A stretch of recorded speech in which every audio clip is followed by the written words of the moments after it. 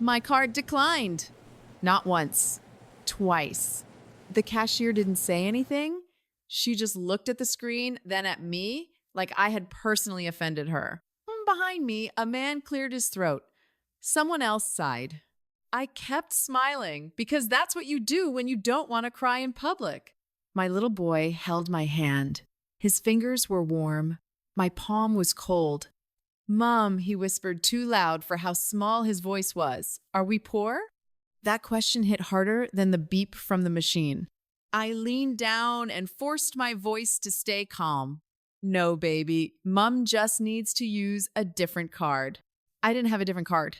The cashier said flat, "Do you want to remove some items?" I stared at the groceries like they belonged to someone else. Bread, eggs, rice, a small pack of chicken, milk, soap, and a cheap birthday cupcake because my son had been talking about birthdays all week, even though his own wasn't for months. I was calculating in my head fast. What could go back? What could wait? And then a voice behind me said, quiet and steady, "It's okay. I'll pay." I turned. He wasn't flashy. No loud cologne, no shiny watch, just a man in his early 30s, plain clothes, calm eyes, standing like he wasn't trying to be seen. I shook my head immediately. "No, thank you. I'm fine." The lie came out automatically, smooth, practiced. He didn't argue. He didn't smile like he just earned a point. He simply said, "I'm not trying to embarrass you." I felt heat rise to my face anyway. I said, "No." The cashier was already watching us like this was entertainment. He nodded once, then he reached into his pocket and pulled out a card. "Please," he said. But it didn't sound like he was begging. It sounded like he was giving me space to accept without losing myself. I turned back to the cashier, ready to tell her to remove items. And then the man stepped closer and spoke softly, only for me. "I'm not helping you because you're weak," he said. "I'm helping because you look like you're carrying too much." My throat tightened so fast I couldn't answer. The cashier swiped his card. The machine beeped. Approved. But it was over in seconds. My chest was still tight, like I'd been running. I grabbed the bags too quickly, like if I moved fast enough, I could outrun the shame. "Thank you," I forced out, "but I can't." He lifted a hand, not to stop me, just to pause the moment. "You don't owe me anything," he said. "Just get home safe." I held my son's hand and walked out. And I told myself that would be the end of it.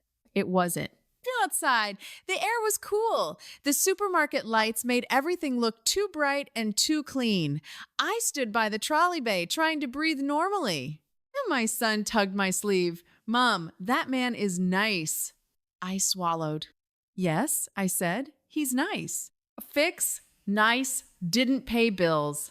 Nice, didn't fix what was breaking. I started loading the groceries into the boot of my car fast. And then I heard footsteps. I turned and saw him again. He stopped a few steps away like he didn't want to crowd me. "Your tire," he said, nodding toward my back wheel. "It's low." I stared at him. I wanted to say, please don't keep looking at my life like it's something you can sort out. But I didn't. I glanced down. He was right. The tire looked a little flat. Not fully, but enough. "I can manage," I said. He nodded. "Okay." No argument, no insistence, just okay. Then he added, "There's an air station around the side. I can show you where it is, or you can go when you're ready." I hated how reasonable he was. It made it harder to be rude. "I'm fine," I repeated. He didn't correct me. He didn't look offended. He simply said, "All right, take care." And he walked away. I watched him go and my chest loosened a little, like the world had stopped staring. But then it tightened again because help like that makes you feel something worse than gratitude. It makes you feel exposed. I drove home with my hands too tight on the wheel. My son hummed in the back seat. He was happy because there was milk and bread and a cupcake in a bag. He didn't know the truth. Well, the truth was my account had $5 in it. The truth was I had been moving money between bills like it was a magic trick. The truth was I was tired in a way sleep didn't fix. Our home was a small unit on the second floor with stairs that always smelled like old cooking oil and wet carpet. I carried the groceries with one arm, my son with the other. Inside, I set him down and started putting things away. Hey, my phone buzzed on the counter. I didn't want to look. I looked anyway. A message from my mother. Rose, I need you to send something tonight. The clinic says they won't see me without payment. My stomach dropped. Another message from my younger brother. Sis, please, I need my fees by Monday or they will remove my name from the list. I stared at the screen until the words blurred. My son walked up and wrapped his arms around my leg. Mum, he said, can I have the cupcake now? I forced a smile so hard my cheeks ached. After dinner, I said, go wash your hands. He ran off. I stood still, holding my phone, and the room felt too small. I wanted to scream. I wanted to throw the phone across the wall. But I didn't. Because I was the strong one, the reliable one, the one who always finds a way. I typed back to my mother, I'll try. I typed back to my brother, I'm working on it. And then I sat on the edge of the sofa and stared at the floor like staring could change numbers. That night, after my son fell asleep, I opened my notebook where I wrote my budget. It wasn't a budget. It was a list of impossible. Rent, electricity, daycare, food, my mother's medication, my brother's fees, transport. I did the math again like the answer would change. It didn't. My eyes burned, but no tears came. I had used them all up a long time ago. Then my phone buzzed again. This time, it was an email. Final notice. Rent overdue. Payment required within 72 hours to avoid eviction process. I stared at it. 72 hours. My brain went very quiet. I thought about my son, his small shoes by the door, his blanket with the faded cartoon animals, his laugh when he saw bubbles in the bath. And I thought, I can't lose this home. Not because it was nice, because it was ours. I stood up and started walking around the room like movement could make me think faster. What could I sell? My laptop. But I needed it for work. My jewelry, there wasn't much. My mother had once given me a thin gold chain. I hadn't worn it in years. It was tucked in a small box in my drawer. I opened the drawer and took out the box. When I held the chain, it felt light, like it wasn't worth anything. But it was. It was the last thing that felt like my own. I sat at the table and searched online for pawn shops near me. And I hated myself for it. Not because selling it was wrong, because it meant I had reached a place where even memories had a price. Before I continue, if you've ever had a moment like that where you smiled while you were breaking inside, or you've ever had to choose between paying rent and taking care of someone you love, you are not alone. And if you feel like it, tell me where you're listening from in the comments. The next morning, I took my son to daycare and went to work. I cleaned offices at night and worked in a small community center during the day. The kind of job where you give everything and still get paid like you're invisible. 3 nights a week, Mrs. Finch downstairs kept my son with her. I paid what I could, and when I couldn't, I cleaned her kitchen and carried her groceries.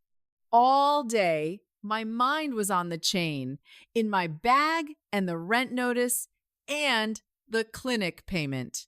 At lunch, I sat alone, eating plain rice from a container. I watched other people laugh, scroll on their phones, talk about weekend plans. I couldn't remember the last time I had planned anything that wasn't survival. When my shift ended, I walked to the bus stop with my shoulders tight. And then I saw him, the man from the supermarket. he was standing near a small coffee cart, waiting, holding a paper cup. For a second, I thought my mind was playing tricks on me, like when you see the same car twice and think it's following you. But it was him. He looked up, saw me, and his expression didn't change into surprise or excitement, just recognition. Like he wasn't shocked to see me because he hadn't built a story in his head about me. He nodded once. I tried to walk past, I really did. But my feet slowed down anyway. He didn't step into my path. He stayed where he was. "Hi," he said. My voice came out stiff. "Hi." A pause. Then he said, "How's the tire?" I blinked. "It's fine," I lied. He didn't call me out. He just took a sip of coffee and looked away for a second, giving me space. That small act, that not staring, made something in me loosen. I hated it because I didn't want kindness to feel like relief. I didn't want to need it. "You don't have to talk to me," I said, too sharp. He nodded. "Okay." Another pause.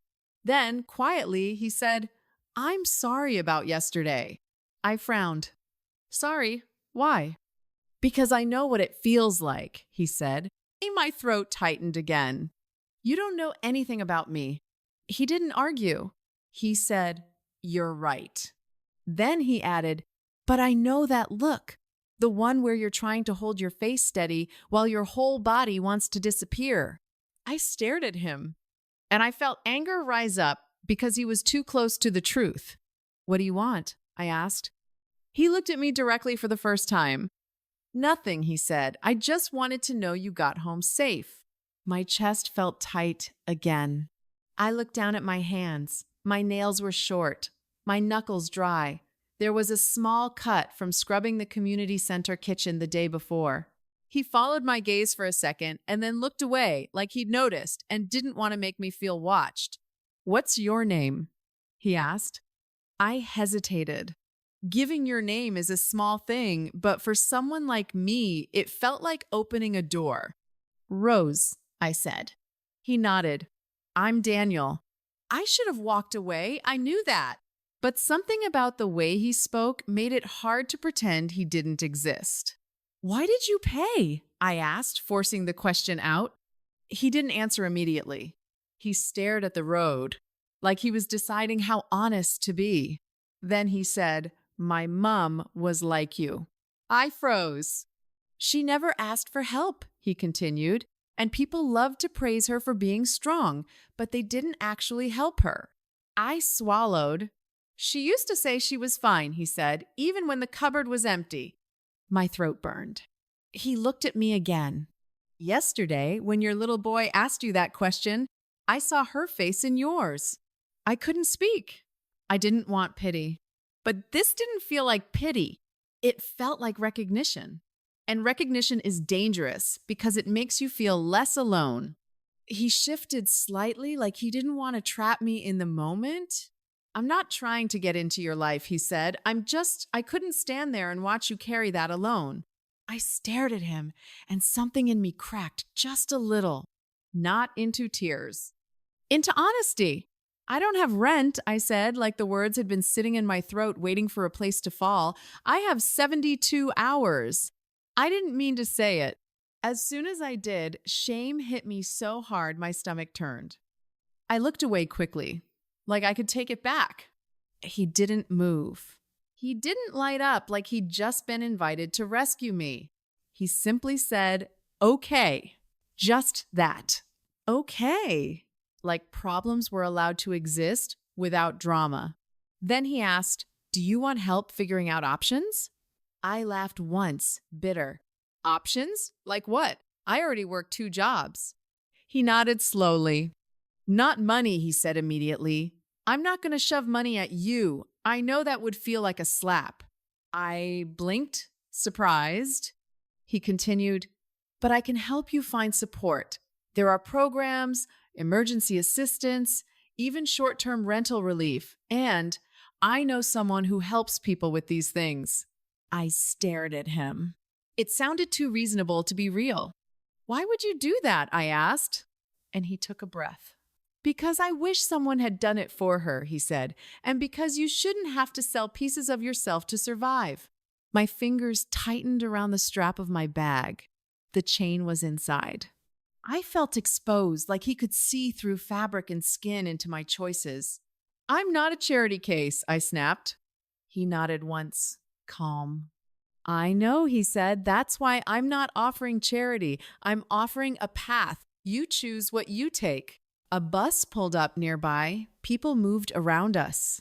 I felt the moment slipping, and part of me wanted it to slip because staying meant admitting I needed something.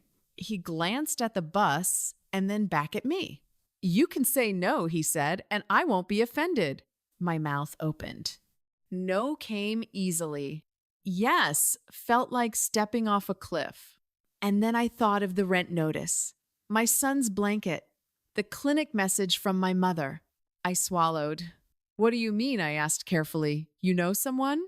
He pulled out his phone, not aggressively, just like he was offering information. There's a woman named Nina, he said. She works with a community legal and support center. She helps with emergency housing issues, rental negotiations, government support applications. She's good. I stared at his phone. The name. The number. He didn't try to call her in front of me.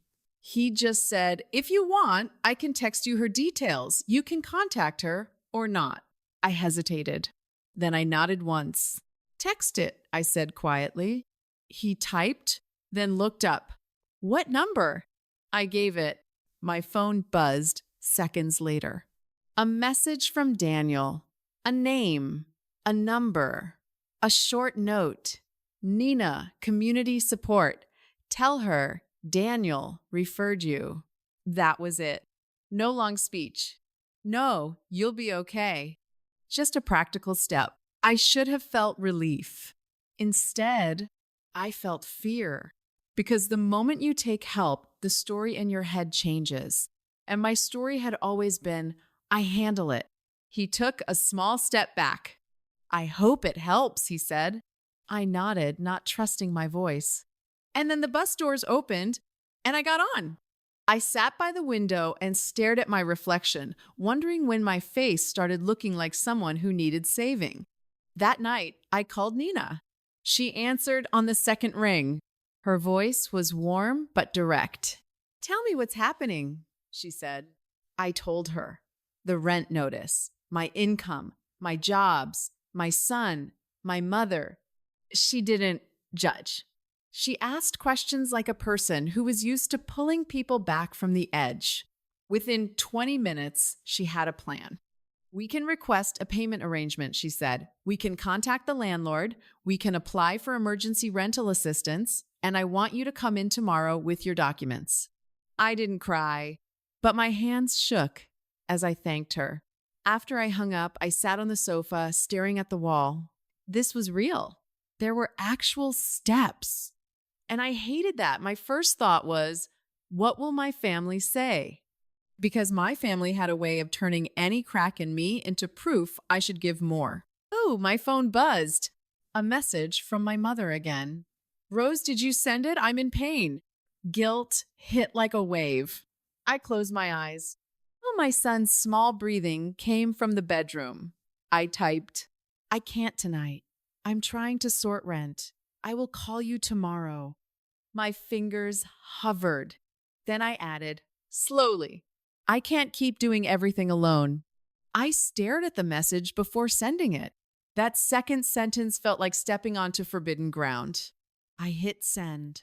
Immediately, my phone rang. My mother. I didn't want to answer. I answered anyway. Rose, she said, already upset. What do you mean you can't? What kind of daughter says that? I closed my eyes. Mom, I said softly, I'm trying. I'm really trying. Trying? She snapped. You think trying pays doctors? You think trying feeds your brother? My throat tightened. No, she didn't mention my son. She never did. It was like in her mind, my child was my choice, so he didn't count as a reason to say no. I swallowed. I will help, I said, voice shaking, but I can't do it tonight. I have an eviction notice. Silence. Then disbelief. Eviction, she said, like it was a personal insult. So what have you been doing with your money? I flinched. Working, I whispered. She sighed dramatically. You always exaggerate, she said. You always act like your life is harder than everyone's. Something in me went very still. I stared at the floor. My voice came out quieter but firmer. Mum, I said, I'm not exaggerating, and I'm not acting. I'm telling you I'm at the edge. Oh, she scoffed. You're always at the edge, she said. That's how life is. And then she said the sentence that made something in me break clean. You don't have a husband, so you should have extra time to handle things. I felt a sharp sting behind my eyes. I didn't cry. I just stopped because it hit me that no matter how much I carried, it would never be enough. I took a slow breath. Mum, I said, voice steady, I can't talk like this tonight. I'll call you tomorrow. Oh, she started shouting. I didn't listen. I ended the call. My hands were shaking. For a moment, I just sat there. Then I got up and walked into the kitchen, turned on the tap, and let cold water run over my wrists like I was trying to wake myself up. And my phone buzzed again. Well, this time it was Daniel. Val, did you reach her? I stared at the message. My instinct was to ignore it, to pretend I didn't need anyone checking on me, but my chest felt tight, and I was tired of being alone in it. So I typed back, "Oh, yes, thank you." A pause. Then another message came. "That's good, I'm glad." That was all. And weirdly, that simplicity made my throat ache more than a long, comforting paragraph would have. And the next day, I took a folder of documents to Nina's office. Payslips, rent notice, bills, bank statements. Laying it all out on a table felt like laying out my insides. Nina looked through everything with a focused face. "You're not irresponsible," she said. "You're overloaded." The word hit me. Overloaded.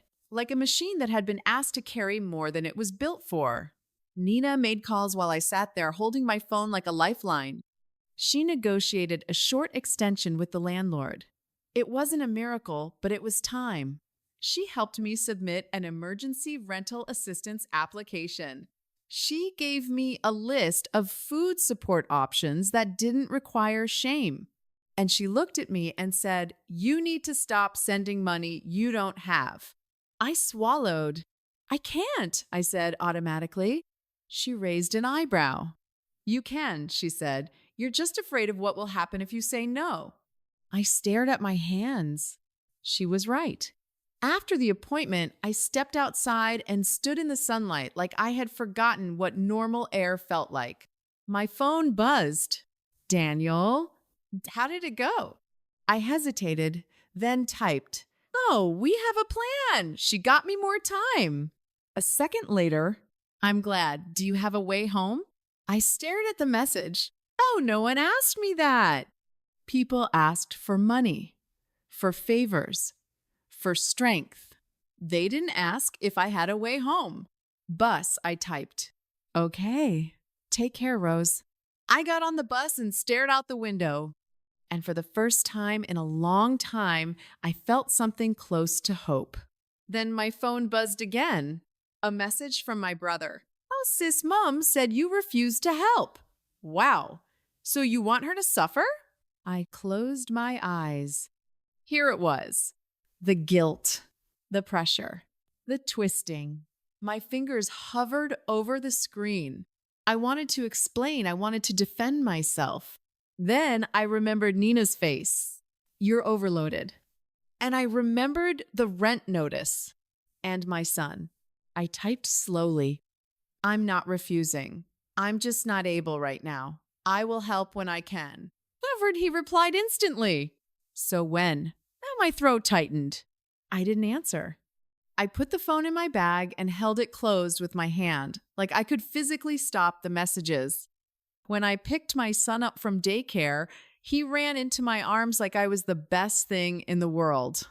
"Mom," he shouted. I hugged him too tight because he was the only person who loved me without conditions. That night, after I put him to bed, I sat at the table with my notebook again. And I wrote down something I'd never written before: boundaries. I stared at the word. It looked like a language I didn't speak. My phone buzzed. Daniel again. Are you okay? I stared at it. I wanted to type, yes. Instead, I typed the truth. Not really. A pause. Then, why do you want to talk? I hesitated. And then I typed, I don't want to be a burden. His reply came quick. You're not a burden. You're a person. Devin, that sentence landed in me like a stone dropping into water.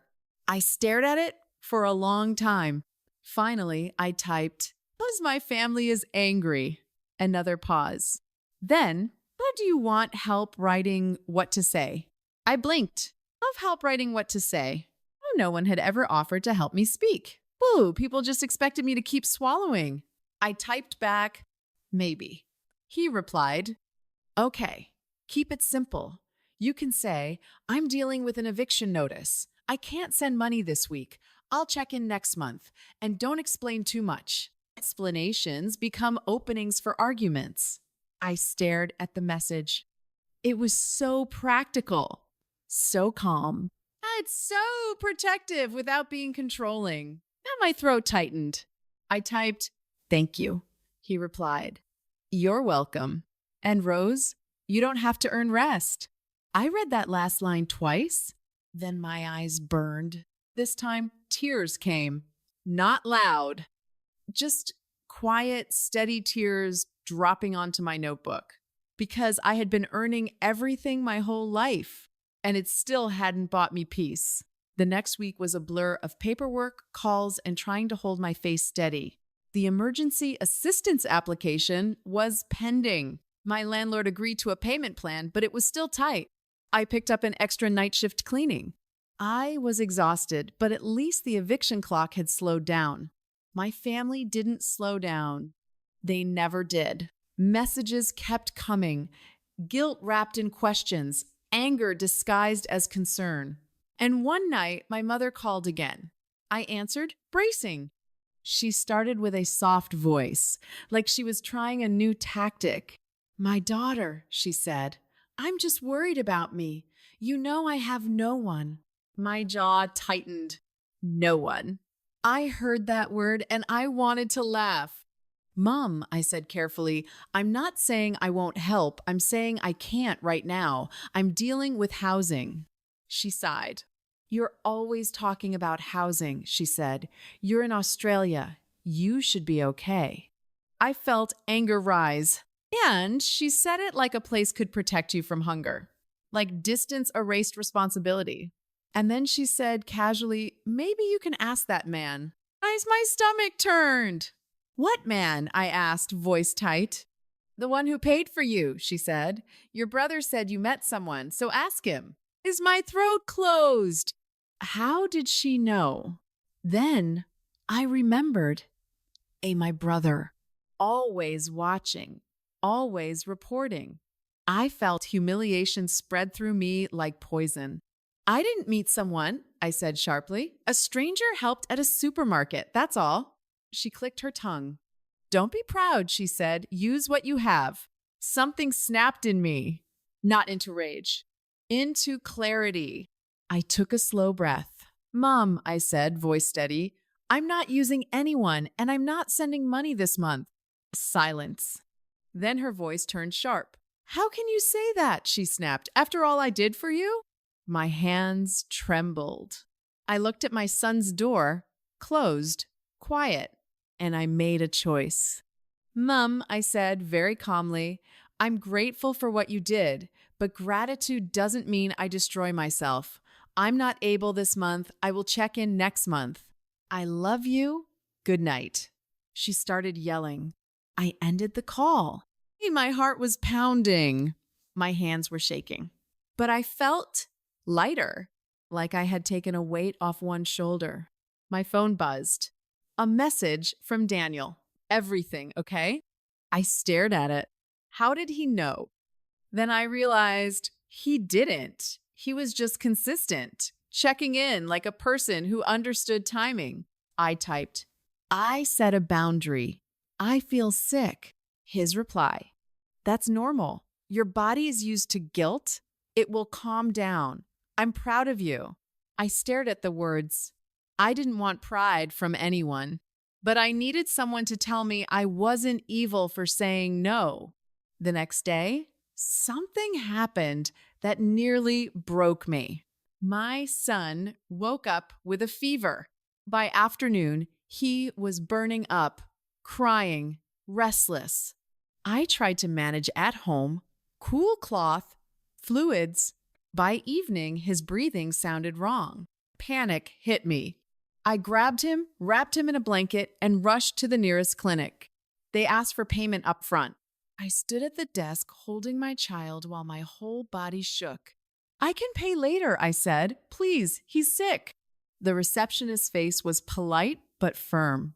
We need payment, she said. My throat tightened. It was the supermarket again. The same humiliation. Only this time it wasn't groceries. It was my child. My hands were shaking so badly, I could barely hold my wallet. And suddenly, I couldn't do it. I couldn't smile. I couldn't pretend. I couldn't be strong. My legs went weak and I had to sit down. My son whimpered against my chest. I pulled out my phone with trembling fingers and called the only person I could think of. Nina. She didn't answer. I stared at the screen, panic rising. I didn't want to do this, but my fingers moved anyway. I called Daniel. He answered quickly. Rose? My voice cracked. I'm at the clinic, I whispered. My son is sick. They won't see him without payment. Silence for half a second. Then his voice, calm. What clinic? I told him. Stay there, he said. I'm coming. I swallowed hard. No, I said quickly. Don't, please. I can't. He cut in gently. Rose, he said. This isn't pride time. This is your son. I'm coming. I wanted to say no, but my son coughed, and the sound made fear swallow everything else. Okay, I whispered. I'm on my way, he said. Keep him close. You're doing good. I hung up and stared at my child's face. I felt like the worst mother alive. 10 minutes later, Daniel walked in. He looked around, saw me, and came straight over. He didn't make a scene, as he didn't ask for details in front of everyone. He just knelt slightly, looked at my son with concern, and said softly, Hey, buddy. Oh, my son didn't respond much. Daniel stood up and went to the desk. I watched from my chair, heart pounding, as he paid, just like that. And then he came back and sat a few seats away from me, not too close, like he didn't want to trap me in gratitude. And the doctor saw my son. Hey, it was a bad chest infection. He needed medication and monitoring, but we had caught it early enough. Thanks, by the time we left, my body felt like it had been wrung out. Outside, the night air was cool. Daniel walked beside me to my car. I was shaking from stress and exhaustion. Thank you, I whispered. He nodded. How is he? He asked. He'll be okay, I said. Oh, my throat tightened. And then, because I was so tired, the truth slipped out. I hate this, I whispered. I hate that I can't even get my child seen without someone helping.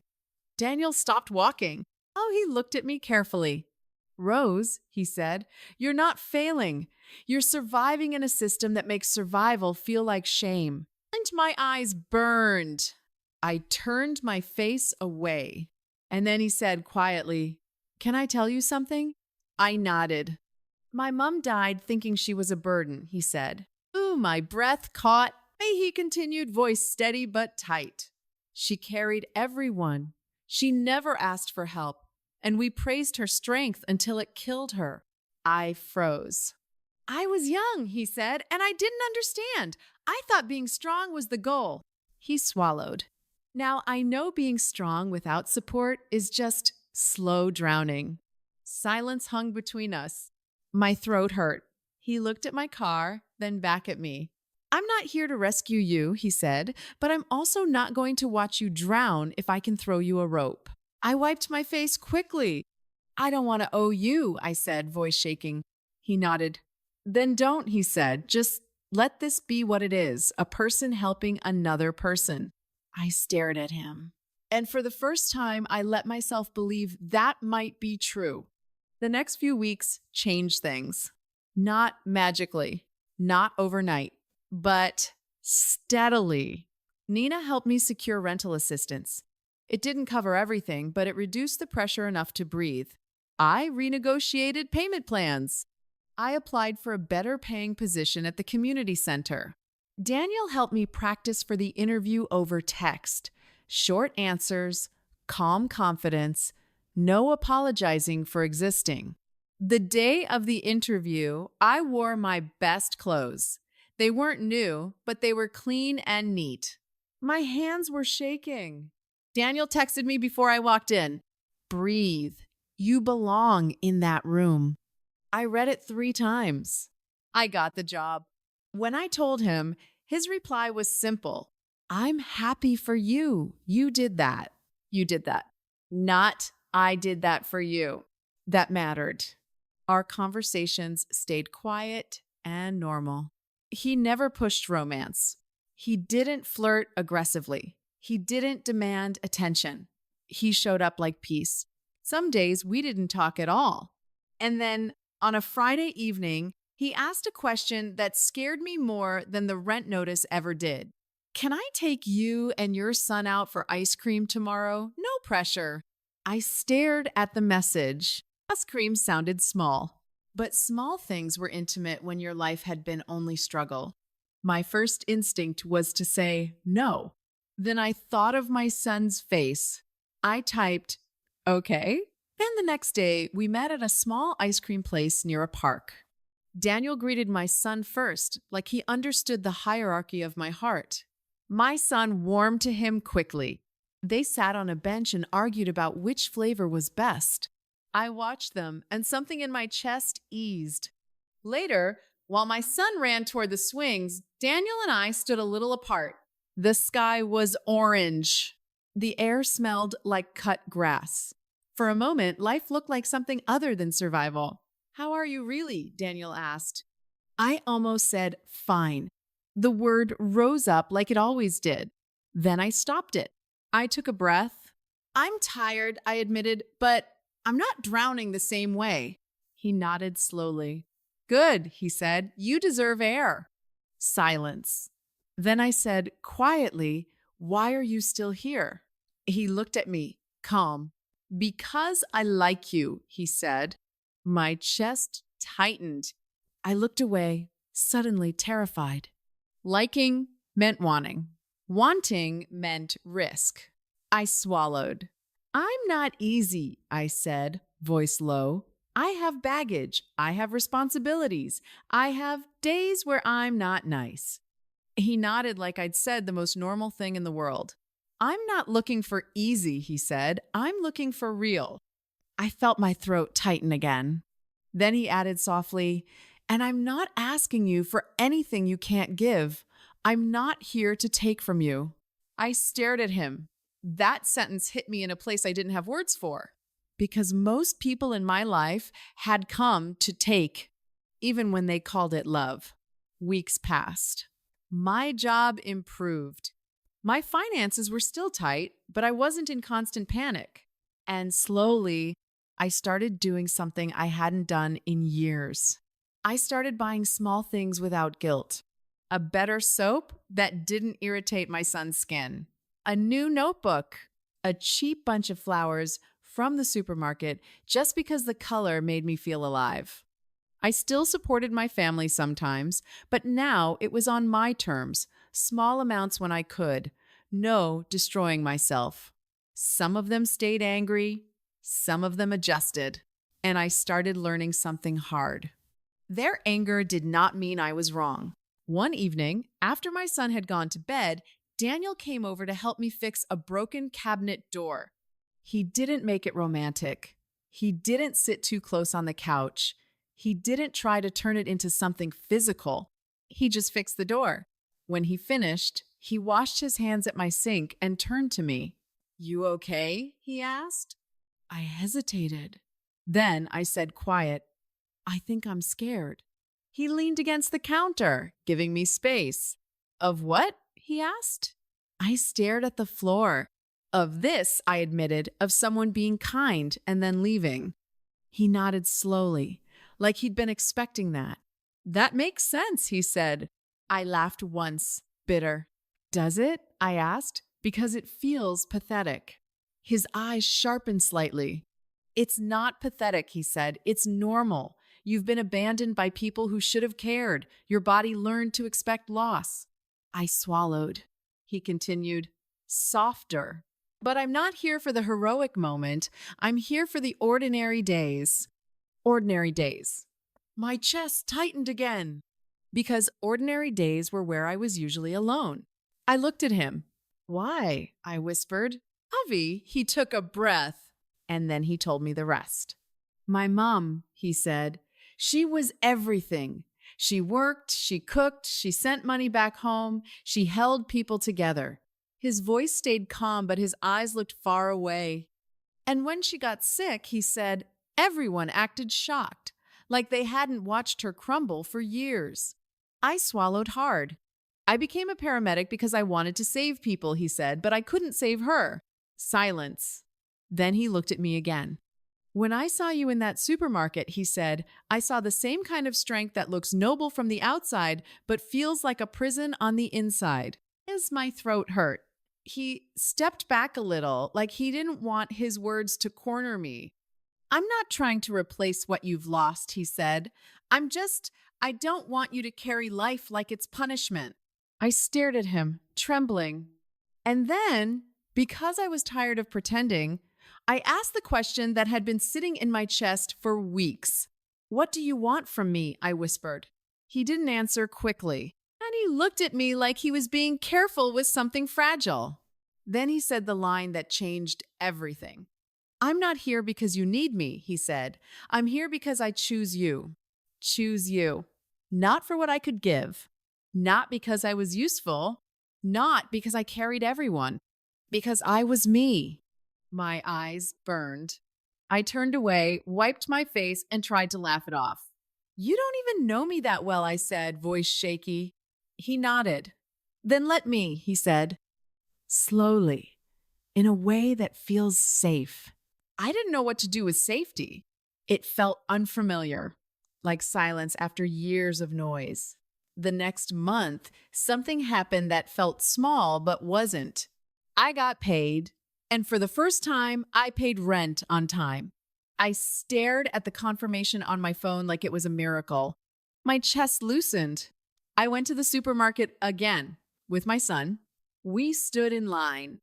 My son picked a small chocolate bar and held it up. "Please," he said. I smiled. "Okay," I said. When it was our turn, I tapped my card. The machine beeped. Approved. Nothing dramatic happened. No one stared. No one sighed. But I stood there for a second, frozen, because my body expected humiliation. And when it didn't come, I felt something strange. Relief. My son grinned and squeezed my hand. "Mom," he said, "we're not poor." I swallowed. "No," I said softly, "we're okay," as we walked out with the bags. Outside, the air was warm. Daniel was waiting near the entrance, leaning against his car, like this was normal. He had offered to drive us home after a park visit. My son ran to him, excited. "Daniel!" he shouted. Daniel laughed and picked him up gently. I watched them, and my chest tightened again, but this time it wasn't shame.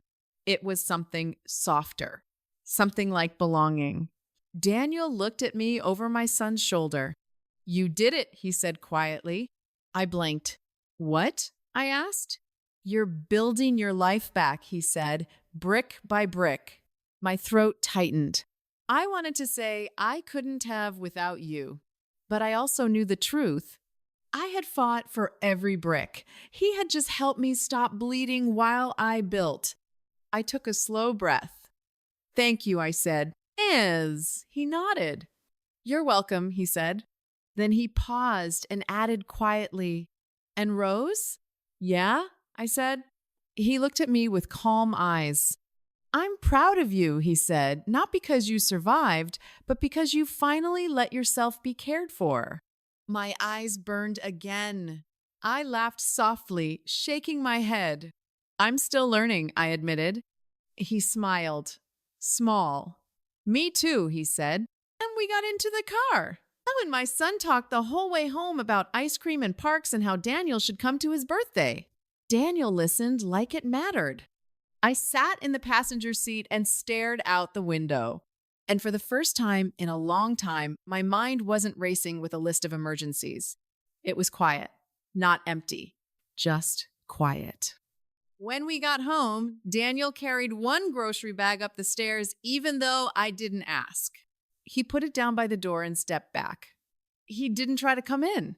He didn't push. He looked at me and said, "Good night." I nodded. Good night. And then, before he turned away, I said it. Daniel? He paused. Yeah? I swallowed.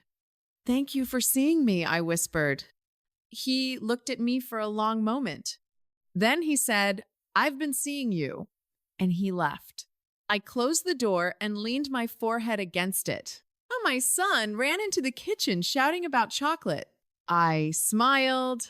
Not the fake smile I wore in supermarkets, a real one, because love, for the first time in my life, didn't feel like debt.